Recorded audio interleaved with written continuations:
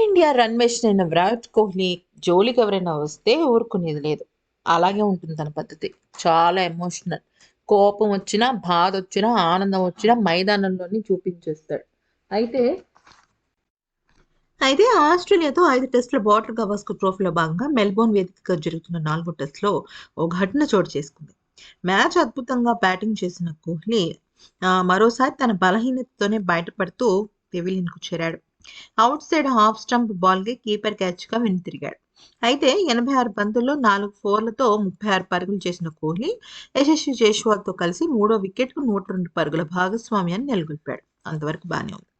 అయితే ఇక విషయంలోకొచ్చినట్టయితే చాలా ఏకాగ్రతతో బ్యాటింగ్ చేసిన కోహ్లీ ఇక యశస్వి జైస్వాల్ ఔట్ అవ్వడంతో అసహనానికి లోనయ్యాడు. ఇక అదే తన చివరి బంతైంది. ఔట్ అయిన అనంతరం డ్రెస్సింగ్ రూమ్‌కి వెళ్తున్న కోహ్లీని ఆసీస్ ఫ్యాన్స్ ఎగతాళి చేశారు.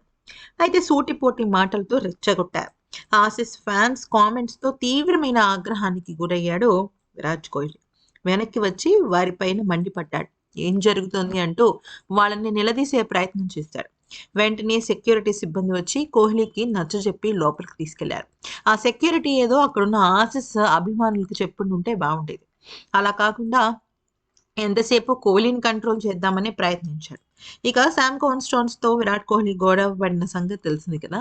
అది మనసులో పెట్టుకున్నారో ఏమో తెలీదు కానీ, ఆసీస్ అభిమానులు మాత్రం చాలా తీవ్రంగా విరాట్ కోహ్లీని ఎద్దేవా చేశారు.